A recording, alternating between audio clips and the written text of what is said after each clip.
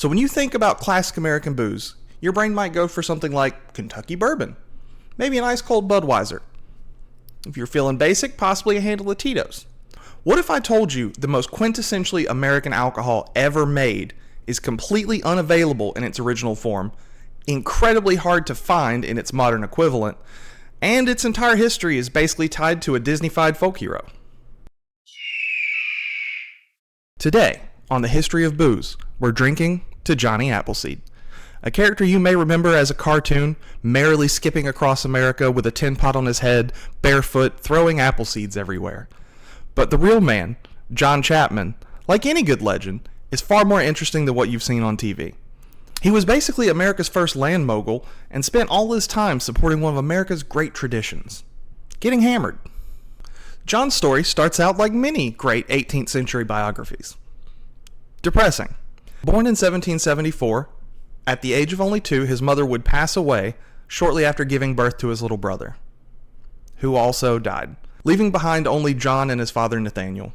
Records of John's early life are few and far between, but we can tell a couple of things based on the time period of which he was growing up. 1, he would have been old enough to recall the end of the American Revolution and the founding of America. And 2, he would have been reaching adulthood right around the time Alexander Hamilton levied the ruinous whiskey tax, which sparked the infamous Whiskey Rebellion. Now, we won't get into the weeds around Alexander Hamilton and his many famous deeds, but suffice to say, he levied the 1791 whiskey tax, which led to the infamous Whiskey Rebellion. At this time, while whiskey was taxed incredibly heavily, one thing was exempt from this tax: a frontier favorite, apple cider. And thus, a new American tradition would be born: the tax loophole. This particular tax loophole would set apple cider as a frontier favorite and pave the way for what would become Johnny's 50-year journey west across the United States. Folklore loves to paint Chapman as a barefoot, eccentric nomad, wandering the American countryside just throwing apple seeds everywhere, with a potato sack for clothing and a tin pot on his head. But the truth is more complicated than that. He was actually a brilliant, forward-thinking pioneer, just playing the system of the time. At this time in American expansion, any enterprising pioneer could simply move west and legally claim a plot of land by cultivating it. You know what counts as cultivation? Planting a whole-ass apple orchard. Johnny wasn't just planting trees because he liked apples. He was doing the 18th century equivalent of a real estate flip. In his lifetime, he would accumulate over 1,200 acres of land using this process, all the way from Pennsylvania to Illinois and as far north as Canada. He would move to an area, plant some apple seeds that he literally found outside of mills making apple cider. He would wait for the trees to grow up enough to look official, claim the land deed, and then he would basically sell the land to settlers who were following behind him and move on to the next area. So, small tangent, John is actually a far more interesting character than I've gone in depth explaining here. He was essentially one of America's first vegetarians and a full-blown missionary for the Church of New Jerusalem, which is a lesser-known sect of Christianity based on the teachings of Swedenborg, which is some Swedish guy, I don't know. But he was a true missionary. Frequently, he would give away not only the supplies he had, but he would give away orchards to settlers as they needed them on the frontier. What your elementary school VHS left out of the picture is that most of these apples were completely inedible, often being very tiny, especially compared to the GMO motherfuckers we have today. They were often described as incredibly bitter. In fact, they were referred to by the term spitters, not quitters. These apples would generally be used for pig feed and cow feed before you'd find them in your grandma's apple pie. Johnny's apples were actually meant to be smashed, fermented, and turned into apple cider. At this time, drinking water on the American frontier was like playing Russian roulette with 3 bullets in the gun, labeled E. coli, cholera, and dysentery. To avoid dying of explosive diarrhea, almost all pioneers were drinking apple cider. It was safer than water, it had low alcohol content, and they frequently gave it to toddlers in the form of a drink called ciderkin. No wonder kids were better behaved back then. I bet little Johnny was smashed before he even started chores. While hard apple cider was indisputably a frontier favorite, it was essentially a gateway drug to bigger, better booze. Early on, Americans figured out you could leave a 5% cider outside in the winter, and you would come back to America's first true spirit, Applejack.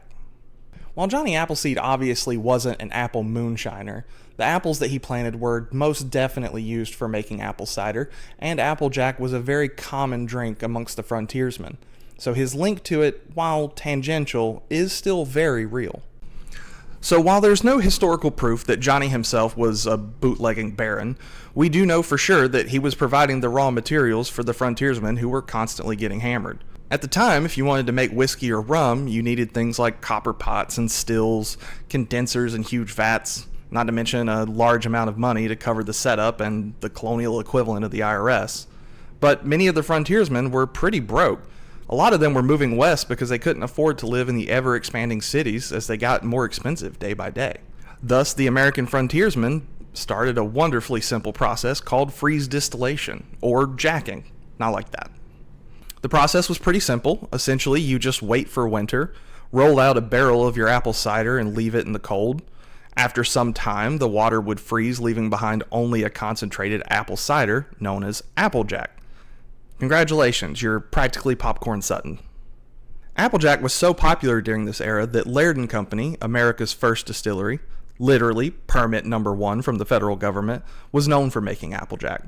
It's said that George Washington himself requested the Laird family recipe so that he could make it himself, and it's rumored that he gave a daily ration of Applejack to his troops during the Revolutionary War. I mean, if it's good for the founding of America, it's good enough for me. Unfortunately, if you want to reconnect with your revolutionary roots today, you are out of luck. While Laird & Company is still in business, the product they make now is more akin to an apple brandy than the original freeze-distilled Applejack. They switched to a heat distillation process like other spirits to avoid what was a legendary hangover. When you freeze-distilled apple brandy into Applejack, you were essentially just removing water, leaving behind all of the nasty byproducts that led to these legendary hangovers. Honestly, I'd be willing to live with a pretty nasty hangover to try the original thing, but if the federal government hasn't given you enough reasons to dislike them, distillation is completely illegal under federal law. This includes freeze distillation. So the next time you think of Johnny Appleseed, don't think of the VHS cart your hungover teacher rolled into your class on Arbor Day. Think of him of what he truly was, Americans' patron saint of frontier fermentation. Thanks for hanging out with me today, and remember, as always, learn responsibly.